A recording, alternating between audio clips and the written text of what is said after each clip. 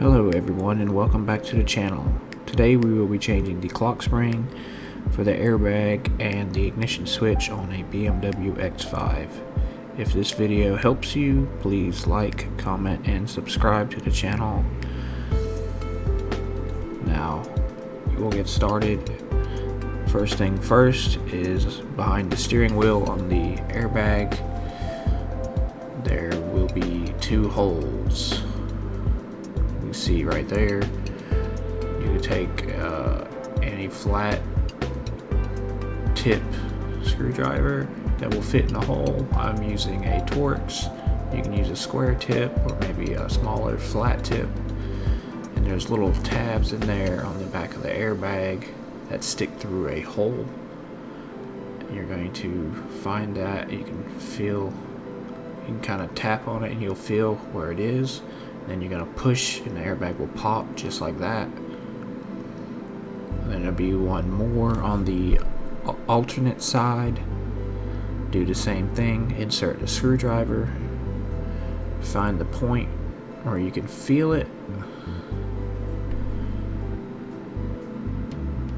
Then push that tab in while pulling out with light tension on the airbag. Then the airbag will pop loose. There are no other holes. It is a little tough. I checked on the bottom, there's no other holes. There's only the holes on the left and right of the steering wheel. Just grab the airbag, put your fingers in behind it, and give it a nice firm pull, and it will pop loose. Just like that. On the back of the airbag, you're going to have two connectors to the airbag.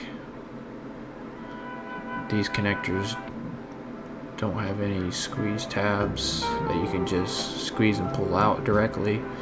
There's these little tabs on top of these that essentially short together. When you pop them out, it lets the airbag module know that the airbag is disconnected. You want to get under there and pop them all the way up. Once they popped up, you can just pull on them and remove them. You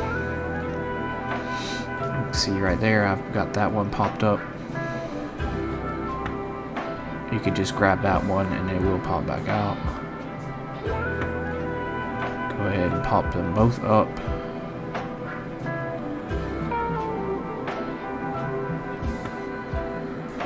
They're both popped up. You can just grab them with your fingers, pull up on the connectors, and they will come right off. Just like that. I'll set the airbag aside. You have these connectors going into the clock spring at the top. You'll disconnect those. You have the 16mm bolt in the center. This center connector here has a little push tab on it. Just push the tab down and pull the connector out. The other one's more of a tension fit. You just kind of pull it out. There's no real flick tab like on the other one. And then you just give it a firm grip and pull, and it will come loose. Now your steering wheel controls and your airbag are loose. Take your 16mm socket, and now you can remove the steering wheel.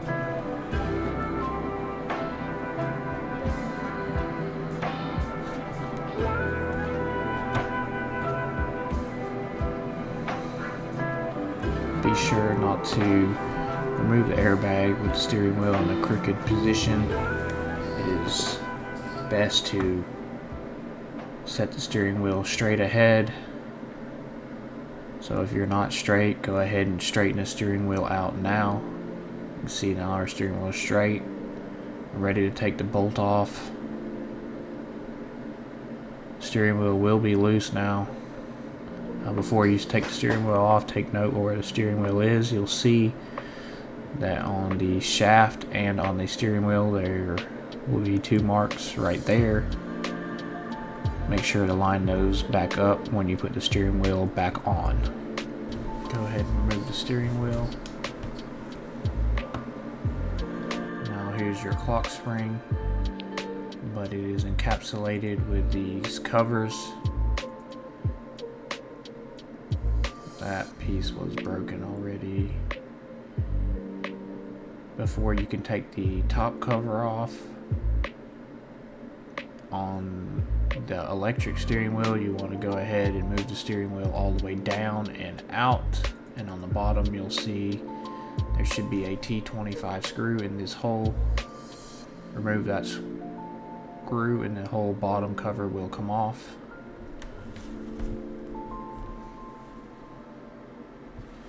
T25 again.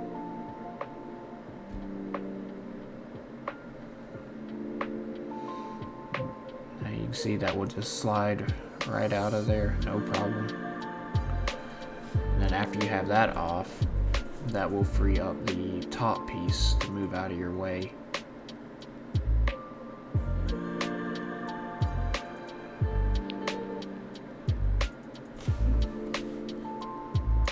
Now go ahead and grab your T25 screwdriver again. You'll release these 4 screws from the clock spring.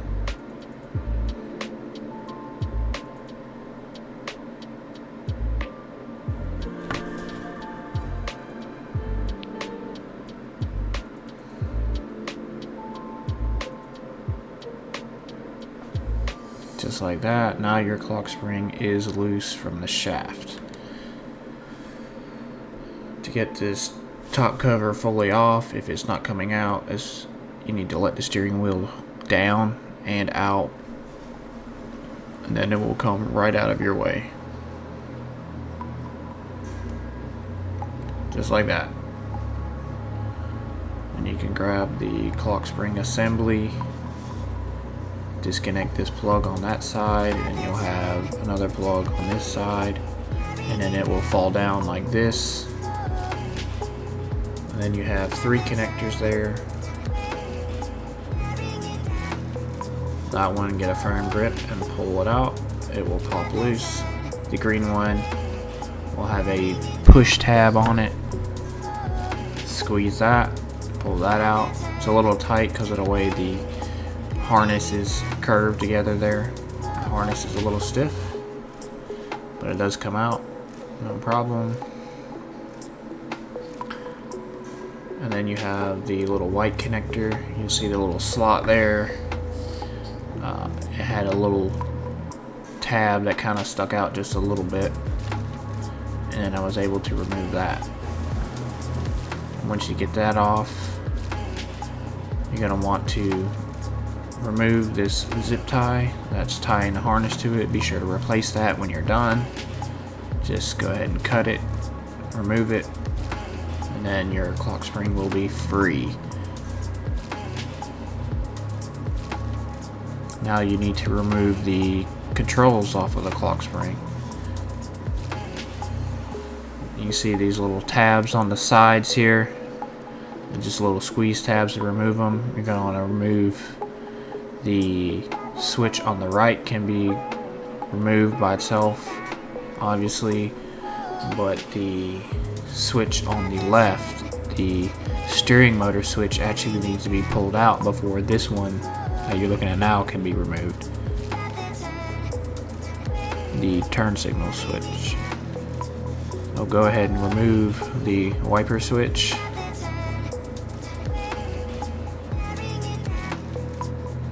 Then on the front side, pull this tab up and slide the steering wheel motor control straight out like that. Then flip it back over, and then you can squeeze the tabs and remove the last remaining switch. And it should pull up once you get the tabs released. Just like that. Now there you have your clock spring, and you can install the new one. The new one will have a little red clip Once you install that, you break the clip off. Once you break the clip off, be sure not to rotate the clock spring all the way around and keep it in the proper orientation.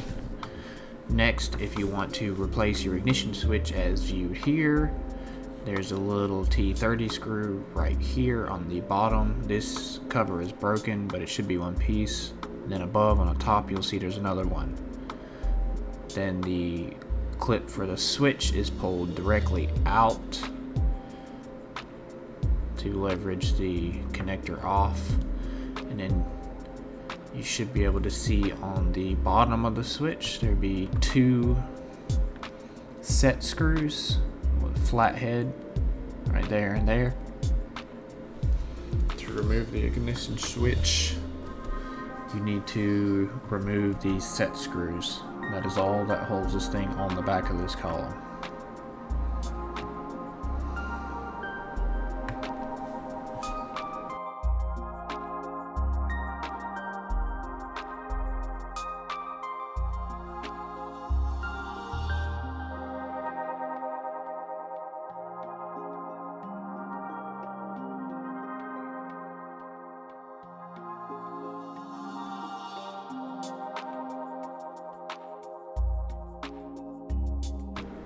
Now, as you can see, I did take those screws all the way out, but you don't actually have to.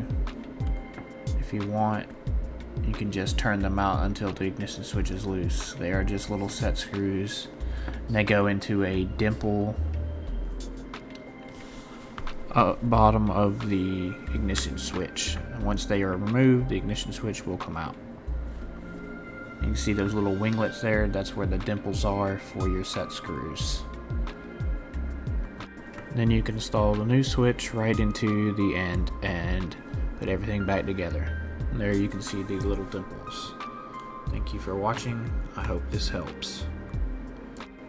And again, if this did help you out, please remember to like, comment, subscribe, and hit the bell. Thank you very much.